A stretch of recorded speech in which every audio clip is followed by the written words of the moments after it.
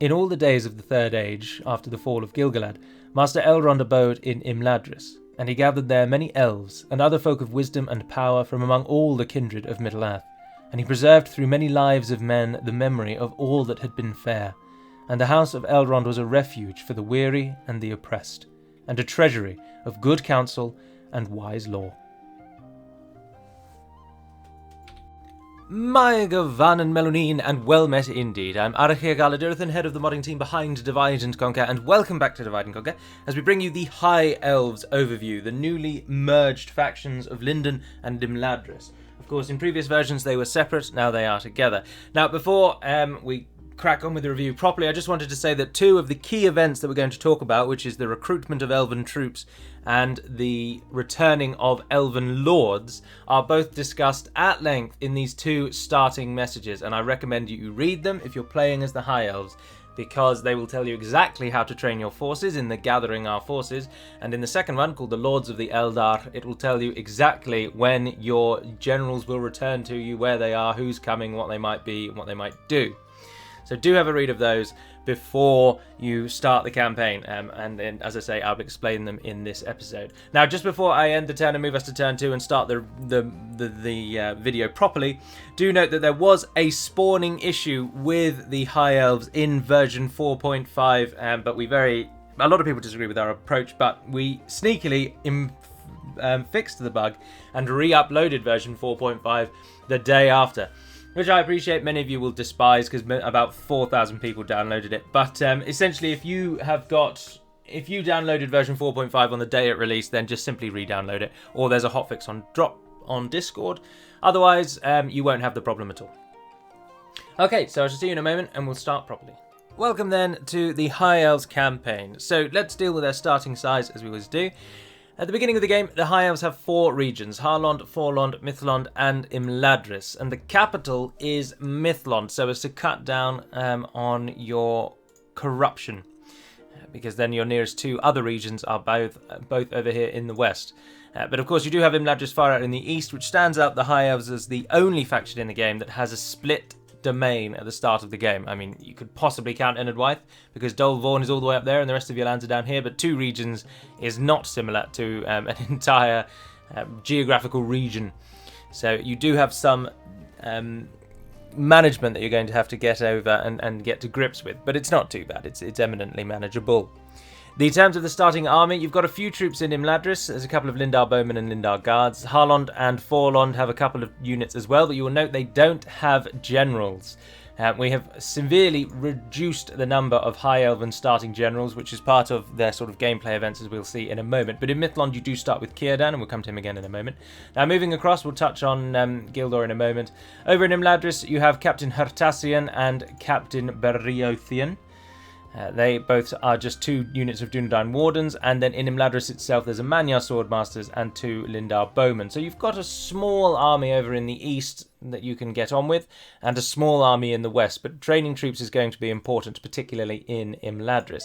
Now, of the 3 generals that you start with, High Lord Elrond is your faction leader. Despite not being in your capital, he leads your nation, and he has his own custom bodyguard that is just for him, which is the Gilgalad's Company, which we shall see in the second part of the video.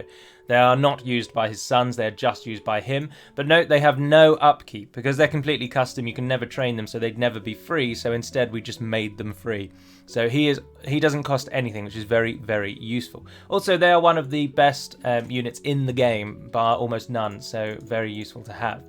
Moving across, sitting just outside Bree on his way to Mithlond, is Gildor Inglorian, and he comes with the standard bodyguard of the High Elves, the Calaquendi Lords. Calaquendi is the name meaning light elves, as in elves who have seen the light of the 2 trees of Aman. And so Calaquendi refers to any elf that saw the light. Some people use it to cover elves that made it to the shores of Beleriand and thus saw the light from afar, but generally speaking, it means any elf who made it to Valinor and then came back. But the Calaquendi Lords are your bodyguard. and they look very good. The entire roster looks absolutely fantastic. In fact, they are easily the best looking of all the rosters. But Gildor starts with a unit of Lindar guards, so the point of him being in the middle is you can either send him west or east. It is up to you. But over in the west, governing your Mithlond holdings, is Círdan the Shipwright. Círdan being the oldest elf in Middle-earth, well, the oldest named elf. There might be older ones, but we don't know them. He has Mithlond nobles as his bodyguard, which is custom, but of course you can train them, so he costs so much money. You will see there that his upkeep is 850 gold coins. That is so expensive. So something to watch out for is that he costs you lots and lots of money, and putting him in a fort may well be worth it, given that he only increases the income in Mithlond by 100 gold coins. But note that Mithlond can train Mithlond nobles straight away, very slowly before the Barracks event and then quicker afterward. But so he is free at game start, so it's recommended to keep him in there because he costs you lots of money. You'll also note that Círdan has a unique custom strategy model, being the only bearded elf. That is unique to Círdan. Your captains look as they did in Third Age Total War, where they are unchanged, and you will note that Elrond had his own unique strategy model as well. That is again unique to Elrond. You do not have a unique general and unique strategy model for your faction leader. So if Elrond dies, the twins die, Círdan dies, let's say by some bizarre event Gildor becomes your faction leader, he will look like that. There isn't a custom faction leader strategy model. Speaking of the strategy models, before we go into the family tree though, yeah, we can cover it now. I know I don't have it written on my list. The Elves do have completely unique strategy models that were made for Divide and Conquer, made by the Elite Dwarf. So you will always see your own towns when you upgrade them because they are custom. There we are. And of course, Imladris is custom as well. Oh, well, we'll talk about that in a second. But lastly, let's just deal with the family tree then. Elrond is your leader and your lord. The twins, if you read the message at the beginning, and we'll discuss in a moment, have been sent off to gather information. So they are alive and well, and they are married, but they are not available to you yet. Eladan is the faction heir, and he's married to Egleriel, and Elrohir, obviously the other son, is married to Falathiel. Almarie has been introduced. This was something that goes back and forth, but we didn't include Arwen because she is in the family tree for the Dunedain and married to Aragorn, where it is more pertinent, because then of course they have actual children. So Arwen is not in the High Elf family tree, and instead we replaced her with a random named elven woman called Amarie, which we thought was the best of both, was the lesser of the evils, I suppose is the better word. Celebrian, of course, died some time ago, so Elrond won't have any more children, but Gildor is married to Almarie, so he could well make it into... Almaria, sorry. So he could well make it into your family tree if all things go rather badly. Speaking then of the area that you start in, of course, Imladris is now much more easily defensible given that we closed the valley. So Captain Beriothian, who's standing over there on the side, he can't actually go anywhere other than to come back. The only way into Imladris now is down that path and across the bridge. There's no eastern side, so you are much more secure than you were before. Do note, however, though, of course, because Zag-Kala now faces west and has been closed off as a crossing point, Moria will throw everything they have at you over and over and over and over again, because they come directly from Zag-Kala into Imladris. So you've got to watch out for that. But you are relatively easily defended. You can stand on the bridge, or you can trap them at the top, I would suggest, because if you stand down there, you'll be fighting uphill, and that's not very good. But over in Mithlond, it's a fairly open book. Of course, the southern arm of the Blue Mountains does force any attackers to either come up the coastline or go through and pass Baz-Radum. But if they do that, you'll see them coming to Mithlond because the crossing point is that bridge up there. So it's quite a ways for the enemy to go in order to get to Mithlond. But Harlond, sorry, Southern Haven is what it means if you're interested. Harlond is quite open. They can come up. But do note, if we just toggle Fog of War just for 1 second... Oh, I should have just pressed up, actually, silly idiot. You have towers in all of your regions. Certain factions now have complete visual coverage of their starting regions. Primarily this is High Elves, Gondor, I think, Dol Amroth. And I think they might be it, actually. But very, very long-standing factions have full sight range of their starting regions only. So you will see anything coming in Harlond and in Forlond. So that's quite easy to defend. And do note, of course, that Mithlond is far away from any real threats or enemies. So it's easily defensible by the fact that there's no one to attack it. But just before we move on to neighbours and diplomacy, custom battle maps, of course, Imladris is a custom battle map and has been newly created for Divide and Conquer 4.5 by RK. So it is no longer the same model that it was used as in Third Age Total War, which means there's a lot more deployment space. It is a very easy battle map, it always has been, but it's now just been made a bit more user-friendly, but it's very simple to defend. So, and there's a bridge that features in the defense of Imladris as well, so even if you can't get them on the bridge, you can still fight a bridge battle by defending the city itself. Mythlond at the moment is not a custom settlement. There is a custom Mythlond settlement in Third Age Reforged that we could use if we wanted to, but we would have to do a lot of work and editing to it to get the pathfinding to work properly.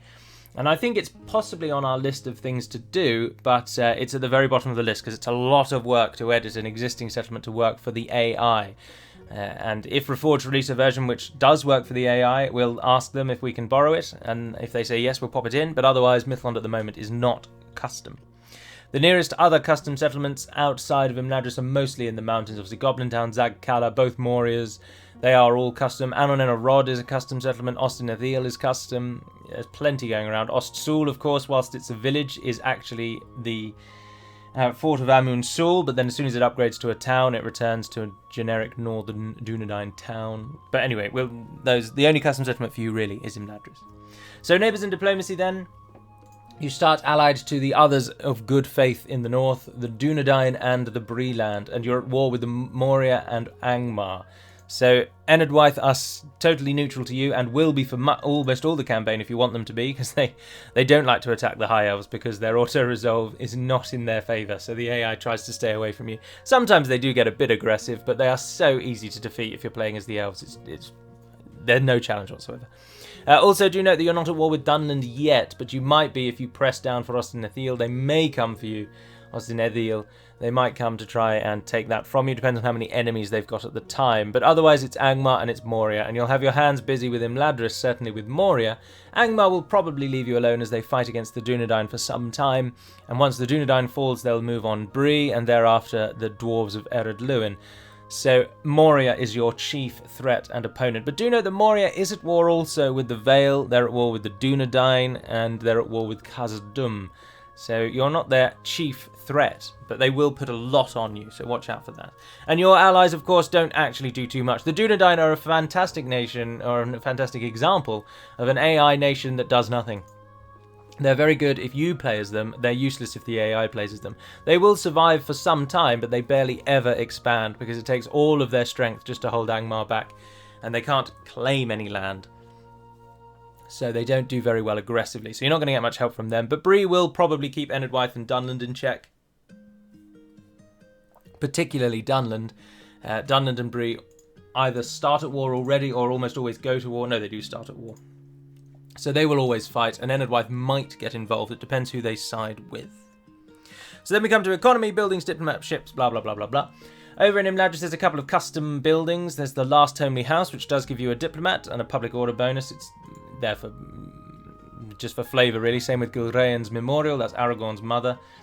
Those are the two custom buildings over in Imladris where you get your diplomat from. Over in Mythlond, your diplomat comes from the Haven, which is a unique port which can only be built in Mythlond or very, very, very, very, very far away in Umbar. You can also build it in Umbar. Those are the two places where you can get that highest tier of port. It is the highest tier of any port.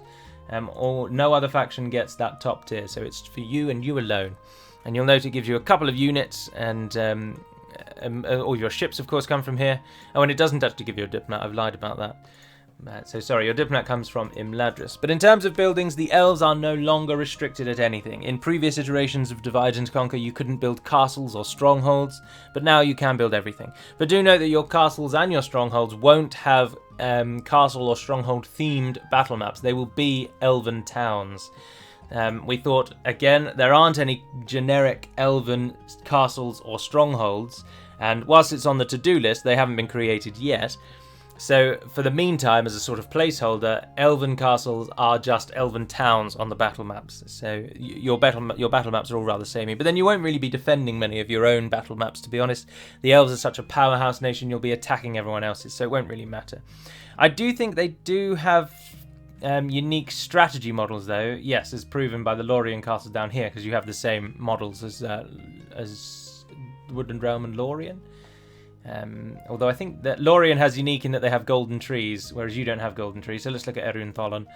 That's an example of an elven castle. So there is a slight differentiation on the strategy map between your castles and your towns, but on the battle map there is none. So watch out for that. But the point of this is that you're not restricted in any way, so you can build everything and you can make lots of money.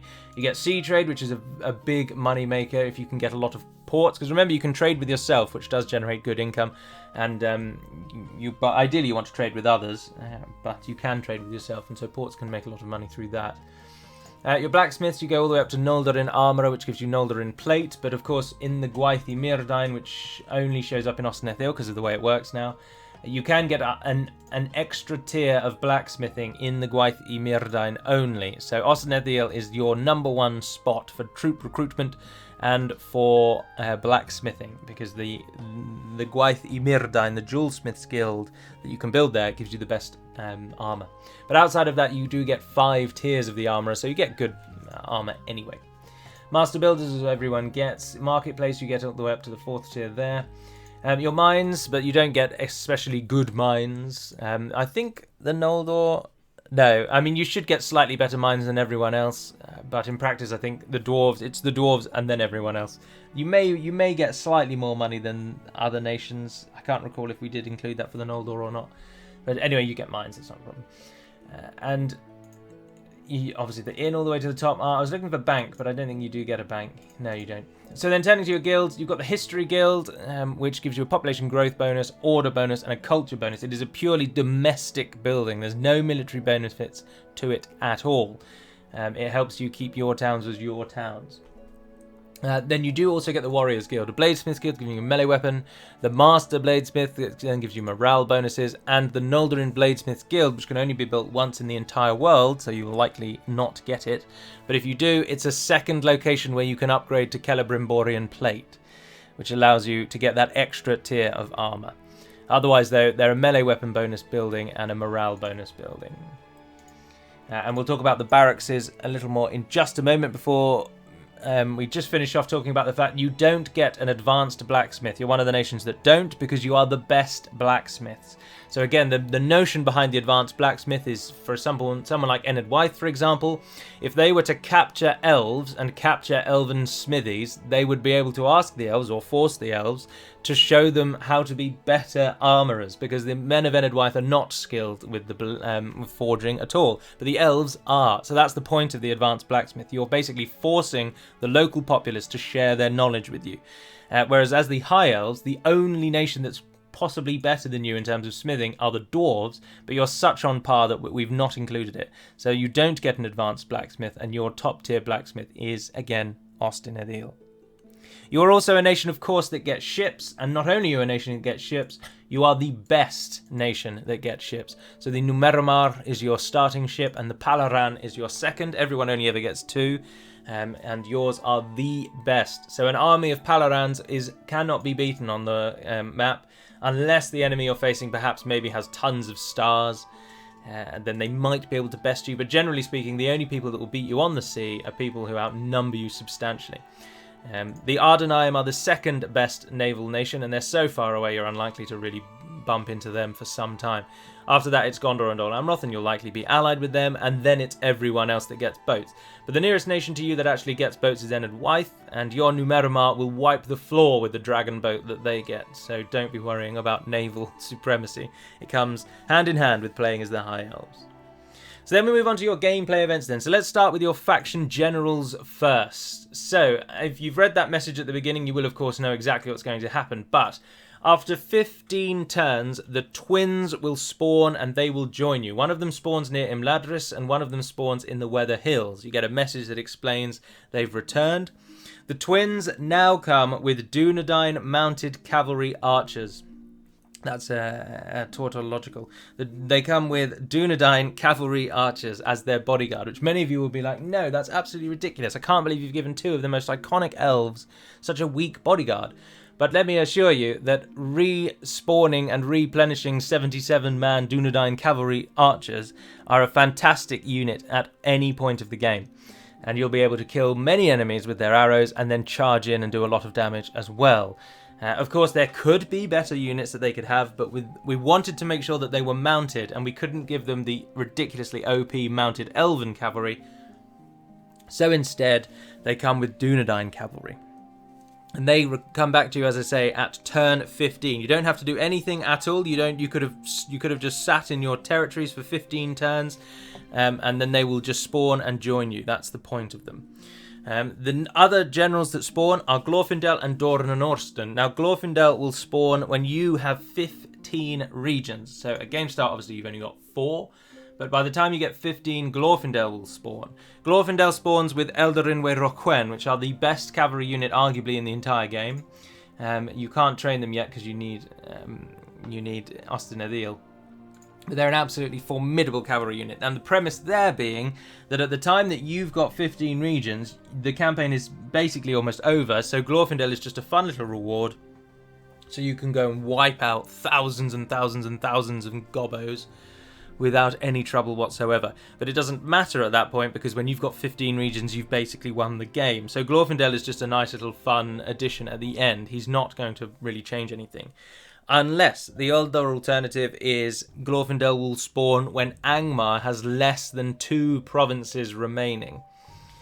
He will then also come back at that point. But again, if Angmar are down to less than 2 provinces, then even though you may not be doing all that well, the campaign will likely soon be a victory. So Glorfindel is just a fun reward at the end. Dornanorsten spawns once you rebuild the Gwaith Myrdain in Ostinadil. And he will spawn with Eregian Smiths as his bodyguard, which we shall see in the second half of this video are one of the, again, best units in the game. The High Elves have almost tier for tier the best unit of everything in the game. They are a formidable nation, which is a little disappointing, but Tolkien really did make the Elves out to just be godlike warriors, and there's just nothing we can do, really. So these are the various things we've tried to do to make the campaign a little harder, but you do just have to know if you're playing as the High Elves, it's a campaign of just total world domination. And so when Dornanorsten spawns with his respawning and replenishing Eregian Smiths, again, it's a nice little addition, but it shouldn't change your campaign too much, because once you've rebuilt the Gwaith Myrdain in Ostinadil, you are likely doing very well, and you've probably crushed Moria, or at least severely hampered their campaign.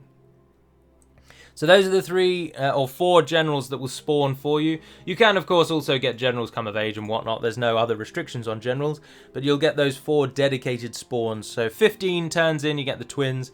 15 regions, or Angmar with 2 regions, you get Glorfindel. And then Dornanorsten once you've rebuilt the Gwaith Myrdain. Now, one little side note that I did notice looking through the script the other day is I think Glorfindel will spawn if both of those things happen. So it's very plausible and very possible that you'll get 2 Glorfindels. Which will be fixed for the next version, but I was looking through the script and I'm fairly convinced I forgot to put in a counter. So once you reach 15 regions, you'll get Glorfindel, and then once Angmar goes down to 2, you'll probably get a second Glorfindel. So apologies for that.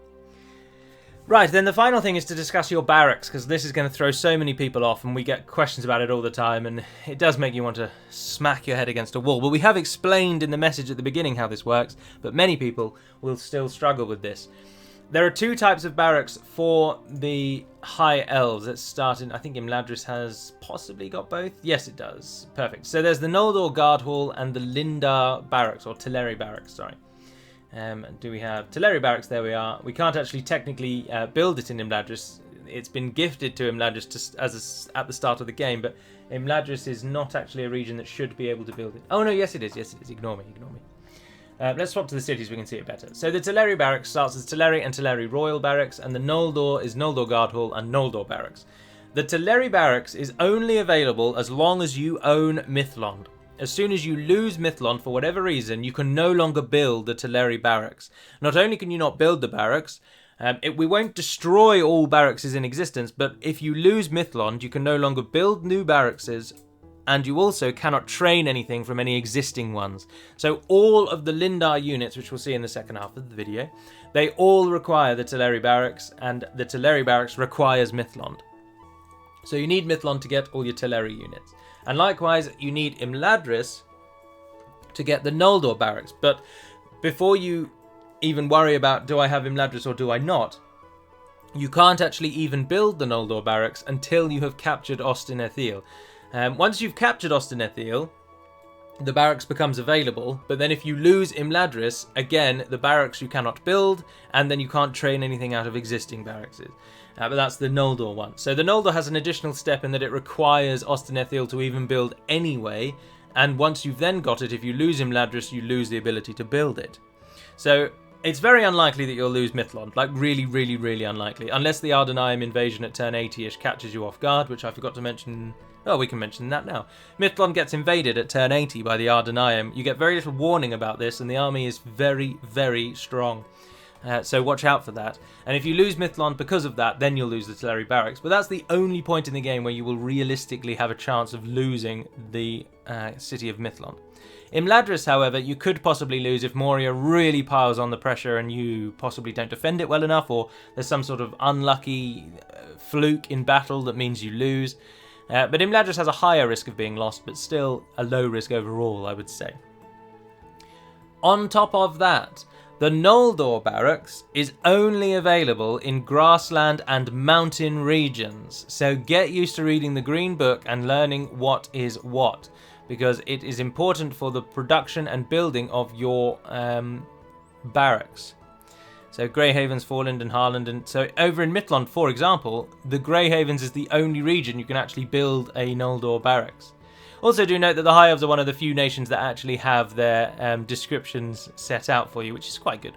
So you can read also all of this in the faction information of the Green Book of Mithlond, but not every faction has that set up for 4.5. But for those of eagle-eyed amongst you just saw there, the Teleri barracks is only available in major watercourses, in regions that border major watercourses. So of course all coastland is covered, and then just major rivers are covered as well. So here is a image that I've taken from a very handy modders tool called the Total War Map Reader that allows you to break down the map into its regions and whatnot. And all of the hashed regions, or lined regions, they are the locations that you can build a Teleri barracks. So you will note that obviously all coastland is covered except for one region down in Enedwythe for some reason, which we've forgotten to give a coastland, a watercourse hidden resource to. But otherwise all coastal regions are covered, and you'll see there the course of the major rivers as well. But you'll note chiefly that in Angmar there are very few places where the Teleri barracks will build, or in Angmar leading down into Arthedain. That is the nearest place to you where it's unlikely that you'll get it. The region that we see the most bug reports for is Barketa, and the region known as Hills of Evendeem, which is the light green region in the top left on the image on the screen at the moment. And that is because Barketa can build a Noldor barracks, but of course you don't get a Noldor barracks until you have Ostinethil, and it cannot get a Teleri barracks at all ever. So for a long time it's as if you can't actually build a barracks there. So lots of people think that's a bug, but it isn't. It's just the way it's set up. So I recommend you screenshot that picture, and I can leave a link to that picture actually in the description, so you can download it if you really are that way inclined, and you can then at least see which regions you're going to get the Teleri barracks in if you want to. So that's the major and key features of the Elven scripts available in the game and the different buildings and whatnot. Just one final thing or two things to mention. As I've already said, the Ardenaeum will attack you turn 80. You get no warning, and they also, I think, attack the city on the turn that they spawn. So you don't even get a chance to intercept the boats because the army spawns and attacks you straight away. So that one is quite a risk. I think there is a warning about 5 turns before, but there is at least one warning. But a lot of people say that it's not enough. But the campaign's so easy anyway, it doesn't matter, does it? Let's be honest. The other thing to note is that in version 4.5, there's a 50-50 chance that the dwarves of Ered Luin will accept the rings from Sauron, or they will reject the rings. Now, if they accept the rings, it doesn't actually have too much of an effect on the AI. They will just simply break any alliance or allegiance that they have with you, and then they will suddenly hate you. So the risk of them going to war with you is higher, but they're not forced into war with you. So the AI version of the Dwarven script just simply sets them to be neutral, and they may well then approach you the very next turn and ask for an alliance again, or peace, or whatever. But they may also then take that as an opportunity to attack you. So it does create an element of risk, but the Dwarven script is very much for the player, really. And in future, we do hope to jazz it up a bit and affect the AI more, but at the moment, it is just a neutrality script. So you don't need to worry too much about the Dwarves, but do just keep an eye on them, because they can be tricksy, and sometimes they attack you even before they reject or accept the rings. I've seen some people reporting that they do get quite gun-ho early doors. So all that's left before we jump onto the battle map is to discuss the difficulty, and without a shadow of a doubt, the difficulty is a 1. Now, many of you are going to say, oh, but Gallo, defending in Imladris is so hard, and I get attacked so much, over and over and over and over and over. And I would say, yes, you probably do. But A, Imladris is remarkably easy to defend. Elrond is an insane bodyguard, and with only a few units in the town, you can easily hold on the bridge outside, or you can hold the city itself. Moria is a pathetic nation, and their early tier units just cannot hold a candle to the High Elves. So you should be able to defend easily, and even if you don't, and you lose Imladris, and this area is lost, Mithlond is so safe and secure that you will never lose the campaign. You always have somewhere to come back from.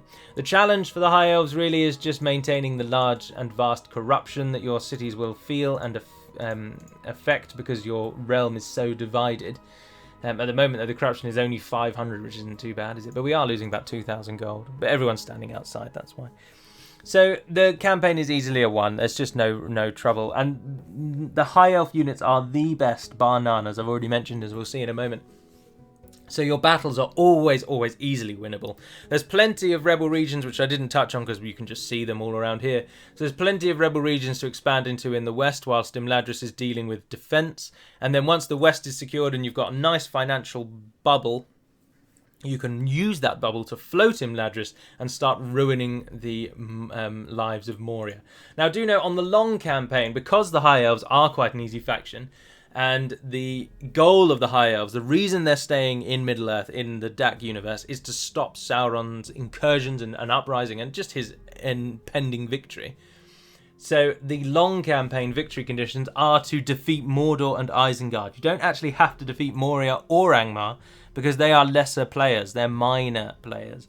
Isengard and Sauron are the two threats, the two Maiar are the trouble. So those are what you're here to stop. So if you are playing to actually achieve your victory conditions, the end game will be an interesting one as you try and find a region down here to set up to destroy Mordor. And then you'll have to face the slog that is fighting against late game Mordor. Or ideally the best way to win, of course, is to find the ring, accept the decision to take it, take 2 full banner armies and just walk into Mordor. Mordor will not trouble you if you bring a full High Elven banner army to their door. The AI, the auto-resolve will tell them that they're going to lose that, so they won't fight it. So you can just walk the ringing. But those are your victory conditions, and that's the campaign for the High Elves. And now we can jump over to the battle map and look at their fantastic roster and see why they are so overpowered. Welcome to the High Elf battle map then. These are all of the units that are available to the High Elves except the Dunedain Wardens, the dismounted spear version, because they will be covered in the Northern Dunedain overview. We did have 1 extra space, so I thought I would just show you the stats of the Dunedain Scouts because Elden and Elra here have them as a bodyguard. But the Dunedain Wardens have not been included. The High Elves are marked by excellence, as I say, but much of your early tier units are provided by the Sindar and the Sindar, Lindar, Teleri, or the Sindar and Lindar, who are Teleri, and then the later stages of the game are provided by the Noldor, and much of the later units come from the Noldor barracks and the earlier units come from the Teleri barracks. And starting at the first tier with the opening unit, we have the Lindar Guards. This is arguably your worst unit, but when we see the stats, you'll laugh too. Because their defense is 15 for your starting unit. That's absolutely fantastic. That's as good as Gondor Infantry, which is their post-barracks event unit. Their attack is 8, but their recruitment cost is at 860. So you're probably looking at an upkeep of between 3 to 500. So they are expensive. Expensive is definitely a word to describe the High Elves. Their morale is good, their morale response is good. Note that dwarves do have better morale because in our universe and generally speaking with dwarves, Tolkien's dwarves, they have a sort of bloodlust, a hunger for battle. The elves are less so. They turn to battle as a last resort, so they aren't overly brimming with morale. but of course they still have better morale than other units at their tier. Do note as well that Elves are also, generally speaking, across the board, faster than anyone else. So you've got this 110% movement speed even on your starting unit, so you can chase down enemies quite nicely. They are a sword and shield unit, and so they'll perform nicely as aggressive or defensive. But if you're looking for defense, then look no further than the Linden Long Spears. This is an early tier pike unit. They used to be a spear unit, but now they're actually a pike unit. You have two of the best pike units in the game, really, which is a phrase we shall utter a lot. But Linden Long Spears are a good early tier unit, but do note they only come from the Linden region, so Forlond, Harlond and Mithlond, so they're quite restricted. But they're just fantastic pikes with a nice defense of 9, which is good for a starting unit. An attack of 4, which if we factor in the animation is likely to be closer to 11 or 12. Their morale is very good, but they are slightly slower than their non-pike brethren. And of course they get bonuses against mounts because they're pike units. But do note they cost nearly 1,000. So the upkeep is likely again between 300 and 500 for one early tier unit.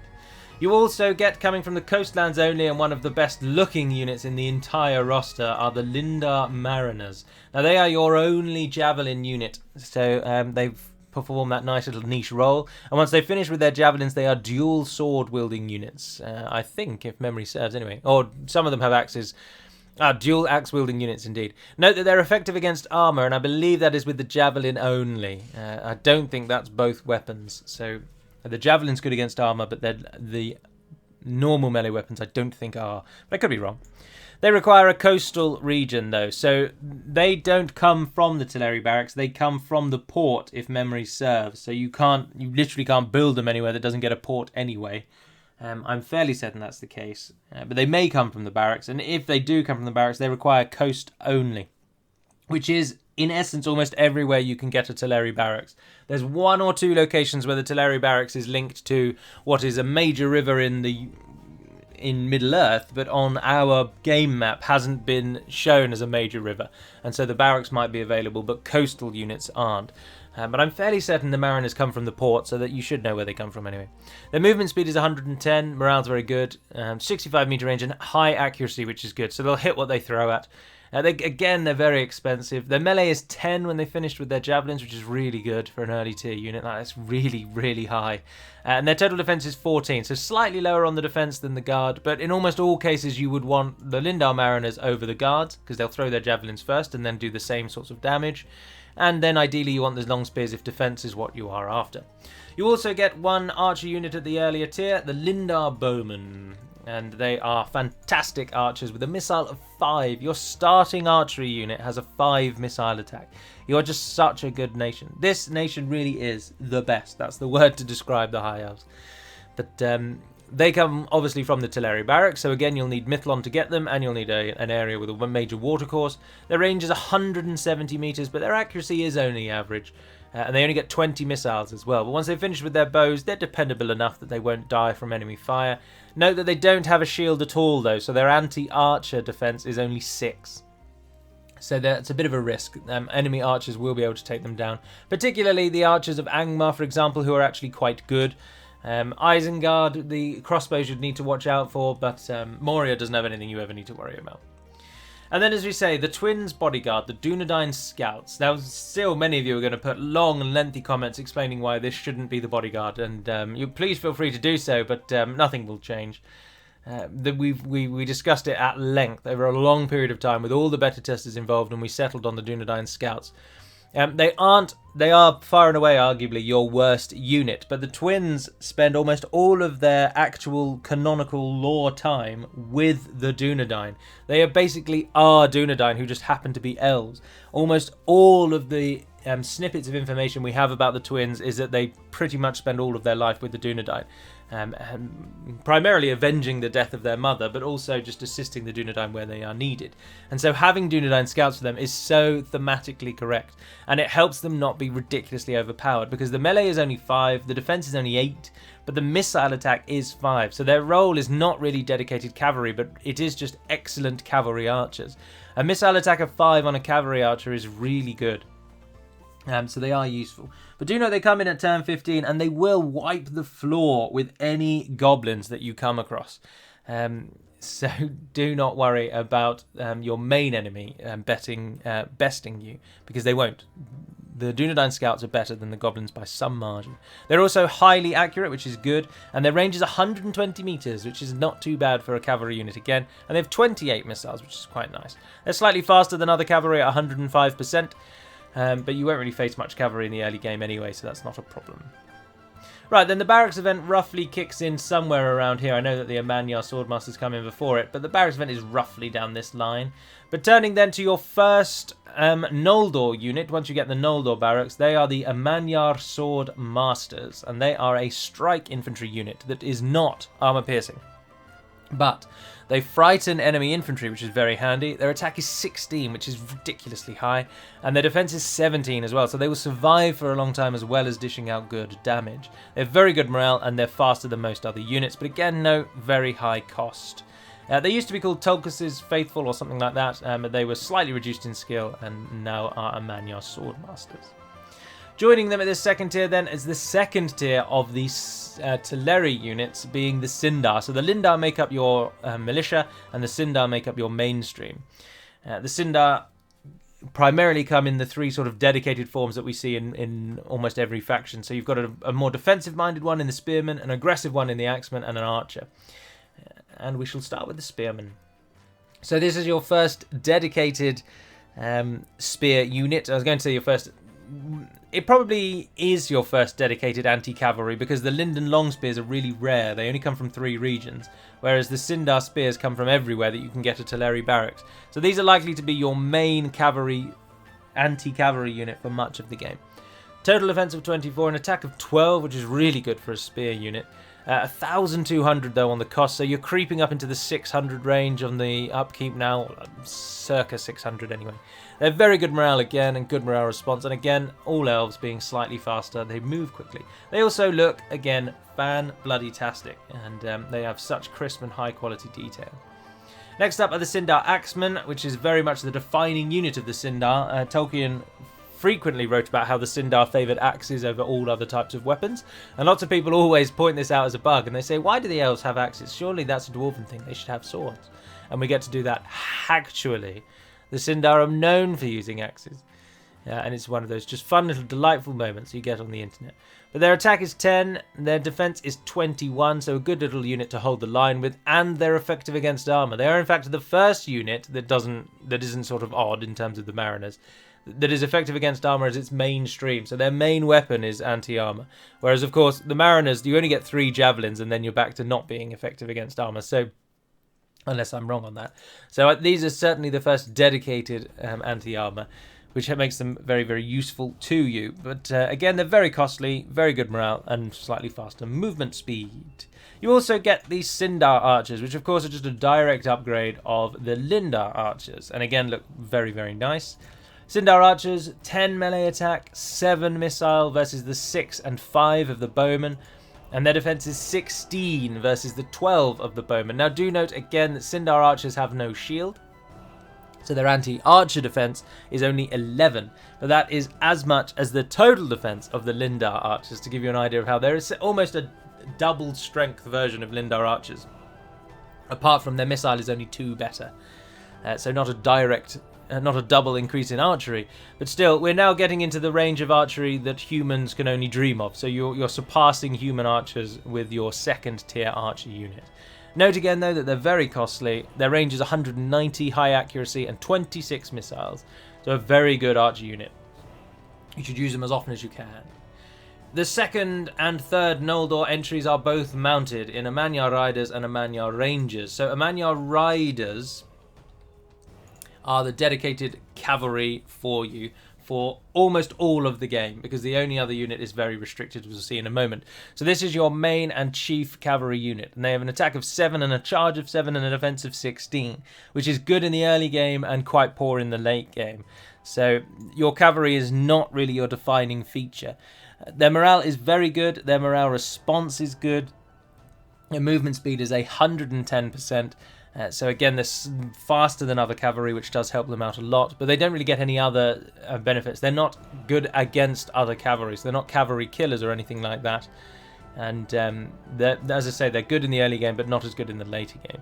Do note that they like grassland, but they dislike everything else. So they won't do all that well when it's the wintertime, barren regions, or forest. But they're not affected by mountains. Snow does not automatically mean mountains. There must actually be snow for them to disregard snow. So that's something to note. Before we move on to the Amanyar Riders, I was talking about the Dunedain Scouts as the bodyguard for Eladan and Elrahir, and in the files, the bodyguard for Eladan and Elrahir is actually the Dunedain bodyguard and not the Dunedain Scouts, but I know that sometimes the game automatically defaults to cavalry, and if you've got cavalry in the army of a spawning general, it will give the cavalry unit to him as his bodyguard rather than the unit you've assigned as the bodyguard. So the Dunedain Scouts may not actually be the bodyguard if the files work as intended, but given that there's this odd quirk where it supersedes your choice with any cavalry unit it can find, I think Scouts are actually the bodyguard, but they're supposed to be Dunedain bodyguard. So do watch out for that. They'll either be Dunedain bodyguard or Dunedain Scouts. It won't be anything else. And it should be the bodyguard, but it may not be. But anyway, we'll move on then to the Amanyar Rangers. These are much better cavalry archers than the bodyguard. The Dunedain Scouts. They have got all the features of cavalry bodyguard. Their melee attack is lower than the dedicated cavalry. Their defense is lower than the dedicated cavalry. Their missile attack, though, is 8, which is quite good. Very good morale, movement speed bonus again, high accuracy, 140 on the range, and 30 missiles. So they're much better than Dunedain Scouts, but we gave the twins Dunedain because of the link to them being heavily involved with the Dunedain.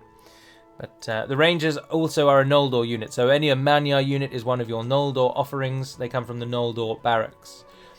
And again, costly. But then we come to the later game where the Noldor finally actually step into the picture. They are the Noldor Defenders, Veterans, and Archers. We'll start with the Defenders. These are just straightforward spear units. They have the armor inspired by the Hobbit films, which is just red and silver instead of blue and gold. And they're just fantastic spearmen. 14 attack and a 31 total defense. Compare that with the Sindar, who have 24 with a 12 attack. Their attack is only slightly better, but their defense is almost 10 better, or 7 better, sorry, which is really very good. And for an only 200 more gold coins in the cost, which is likely about 150 more upkeep, I think they're absolutely worth it. But do note you can only get them, of course, from a Noldor barracks, which requires you capture Ost in Edhil first. So you won't see these for some time unless you really beeline for it. Their morale is excellent and locked. So these are the units that really are here to actually kick some ass and stay in Middle-earth to do some damage. They have seen all that Sauron has to offer, having fought him in the first, second and third ages. They are fed up with his crap, basically, so they're here to stay. And they will not run away unless you tell them to. They are the best of the best. And each unit that we now see would likely top a top 10 list that includes these types of units. We really are into the very best of the best now. So Noldor Veterans are the strike infantry of the Noldor with a two-handed sword. They used to have a sword like Darth Maul's lightsaber, but that was given over to the Wood Elves, who we thought it fitted a little better, a little more fantastical. So they've been given just a standard two-handed sword made famous by the films. Her attack is 18 and a 25 total defense, which is very, very, very good for a strike infantry unit. And again, their morale is locked, so they won't run away unless you tell them to. They're happy to fight in the forest and in the winter, and they're not bothered about grassland, but they don't really like fighting in barren lands, because they like nature, is a reason I've just made up on the spot. They just dislike barren because everyone pretty much dislikes barren. And lastly, they're supported by your final archer offering, or dedicated archer offering. Of course, we've got Gil-galad to go, or Gil-galad's company, sorry. And these are the Noldor archers. 11 melee attack with a 22 total defense makes them almost as good as your Sindar axemen, or in terms on paper they are, apart from they aren't effective against armor. So they're fantastic swordmen once they've finished with their bows. But the fact that they have a 9 missile attack is what really steps them out. The only units on the whole game that are better at just raw archery damage than these are a couple of units from the Woodland Realm. The Noldor archers are up there as second or third best archers in the game. 210 meter range, very high accuracy, and 32 missiles.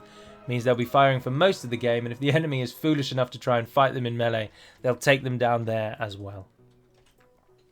And lastly, then we come to what I've always called the Uber tier, because these are very much your elites, and these are the standout 3. And of course, everyone knows these because they've been in the game since Third Age Total War. They are the Eregian Smiths and the Mithlond Nobles. So Mithlond Nobles only come from Mithlond. They're a sword and shield unit. They are the best sword and shield unit in the game, as are my top 10 sword and shield units video dictated. They require Mithlond, as I say. They have unwavering morale, which means it's as high as it can possibly be, and they are locked. So they won't run away unless you tell them to, and they won't suffer negative penalties from losing morale for a very long time because they have ridiculously high morale.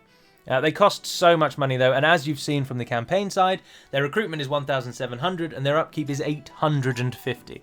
So again, a good golden rule or a rough guide is to always half the recruitment cost, and that's generally speaking the upkeep. Some factions may vary. They inspire your troops as well, and they're good at hiding in trees. But you can get them straight away, but you can only get a couple of units before the Barracks event, and then after the Barracks event you can get them a bit more readily, but again, only in Mithlond.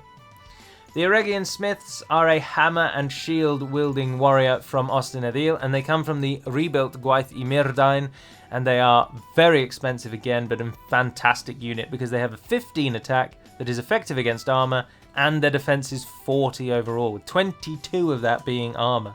Armor is the stat that is factored into every defensive equation. Defense skill is only factored in melee, and shield is factored in melee from the front and the sides, and archery.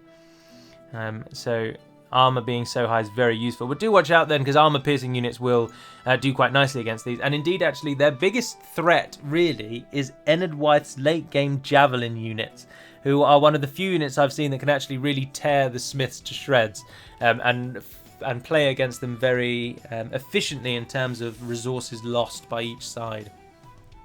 They only come from Eregion, Ostinadil, unwavering morale, and locked again.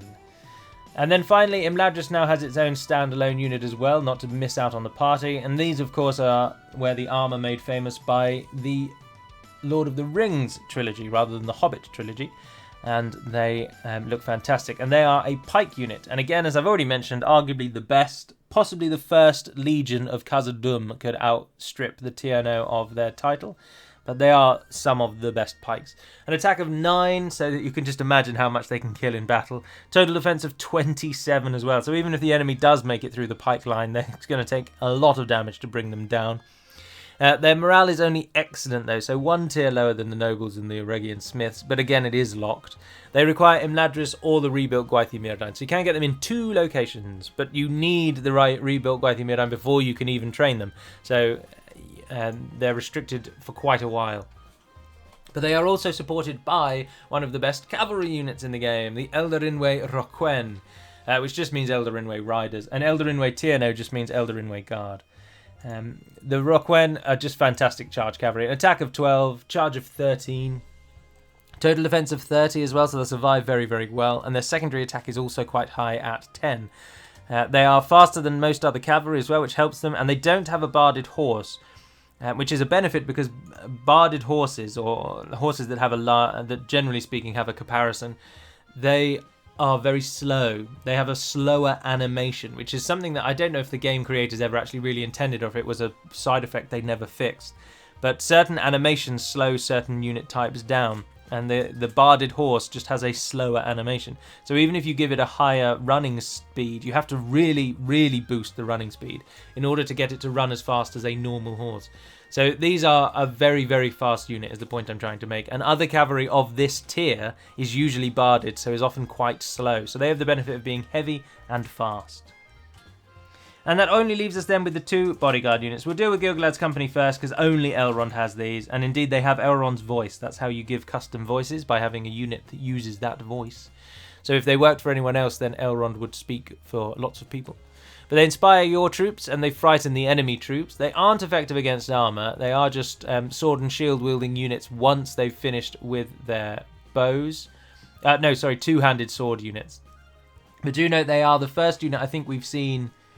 Possibly, have we done Isengard already? I can't remember. But anyway, they're the first unit that I can remember in these new overviews that have the relentless trait that cannot be staggered.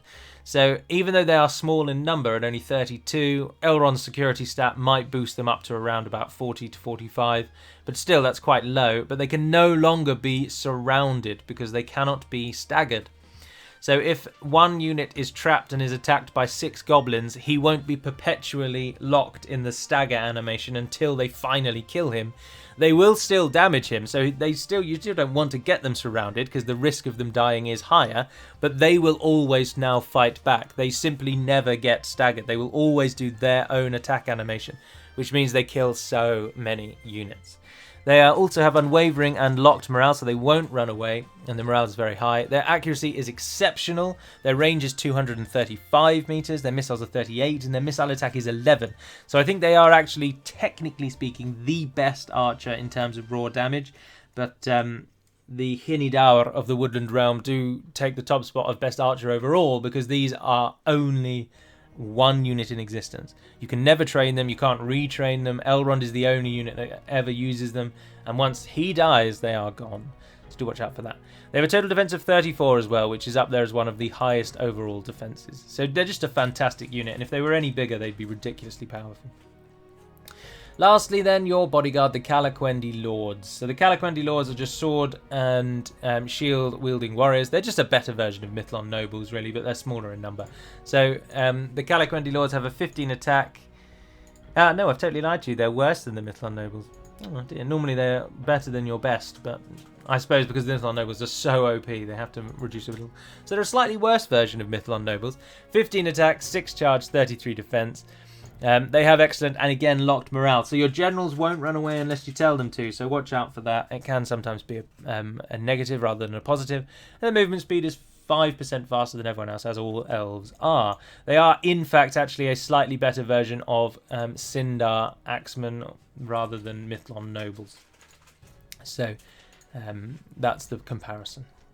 And anyway, there we are. If Jessica's rustling hasn't disrupted the video too much, we can move on to the Northern Dunedain, who... Oh, I've given away who we're playing. It's because I'm berating on Jess. That's very rude of me. It's the Northern Dunedain next week. Sorry you didn't get to play the game. I've already said it. But so many people have asked for the Northern Dunedain because... the new Beacon of Hope system, or the way the Beacon of Hope system has been amended and updated, lots of people now are asking how they actually recruit their units, and also because the Northern Dunedain are one of the most popular factions in Divide and Conquer, because they are very much a Divide and Conquer only faction. Of course, in Third Age Total War, they are known as the Free Peoples of Eriador, and they are joined with Bree. Whereas now they are their standalone Dunedain faction, and this is a much better way to show off their units actually when they're not all running around, isn't it?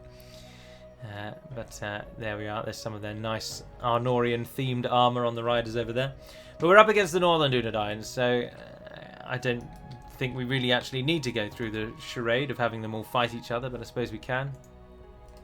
Let's put you all in one group, put you all together, and then we deselect, and away we go. Off they go. I took away some of the siege, but I think they... Oh no, then I had to reset it, didn't I? Because for reasons that I don't need to bore you with. So their siege came back. But look at that. The Amanyar riders straight into a spear unit of all things. Brilliant. Well done. Where's the bodyguard? Can I just show you the bodyguard? There was a unit of bodyguards somewhere. There they are. So just in case Elladan and Elrohir do have these as their bodyguard, these are Dunedain bodyguards. They have a 10 melee attack and an 8 missile attack, both of which are effective against armor. They are a really, really deadly bodyguard unit. A very, very useful one. Which is why I did think that the scouts seemed weaker, but you might have scouts as Elladan and Elrohir, but you should have these. And if you do have scouts, I apologise. We can look to remove scouts in the future, and hopefully they'll work as intended. But I think actually you do get these. Anyway, I'm talking around in circles. 22 total defense isn't fantastically good for a bodyguard, but it still is pretty damned good. I mean, isn't our bodyguard only around that as well as the Calaquendi Lords at the start? 33 total defense. No, so we're 10 better. But the Dunedain bodyguards being effective against armor with both weapons is really useful. But do note their secondary weapon is a two-handed axe, so they don't have a shield. So watch out for that. You won't... arrow fire is their biggest threat, because their arrow defense is only 13. But it's listed there, they're steel arrows, armor piercing. So they're armor piercing with both weapons. So those are the Dunedain bodyguards. But anyway, let's let them get back to it. Some of their fantastic looking units. The Dunedain do look good. There is no way around that. They are a good looking unit. And lots of people, of course, want Arnor to be a thing. And lots of people then ask, Galu, why do you hate Arnor so much? And it's not that I hate Arnor. It's just that there's no point having Arnor and the reunited kingdom in the same thing.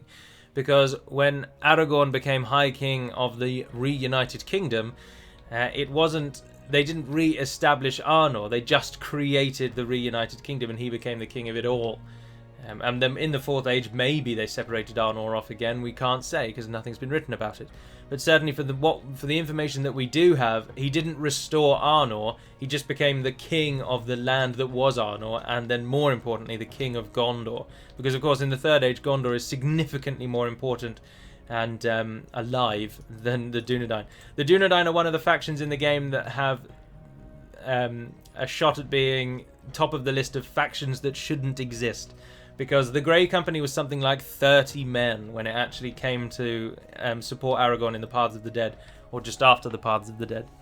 And no, it was before actually, wasn't it? So the Dunedain, in all seriousness and truth, there's likely to only be probably about 100 to 200 Dunedain in existence in the Third Age, whereas we've got an entire faction of them. And this is also, quite nicely, going to be one of the few of these AI battles where I think we're winning. Despite the fact that they've got all these upgraded armor units, I think we're actually beating them. Many of them have run away. There seems to be a sort of exodus down the middle of the map, while some steel bowmen over there get some shots off. But anyway, that's going to conclude this episode, as it is all now nice and wrapped up. So it'll be the Northern Dunedain next week. But the point I was making about them not being Arnor is that in light of the way that we're going to have to implement the reunited kingdom, we might rename the Northern Dunedain in future. This has not yet been set in stone, I'm just warning you all. They might get renamed to something simply as the Dunedain, or possibly the Dunedain of Arnor, or something along those lines, to make the change to the reunited kingdom a bit better, depending on how we do it. But for now, that'll be all. So thank you very much for watching, and until we speak again, dear friends, Navar Neden Perimad Melonin, and farewell.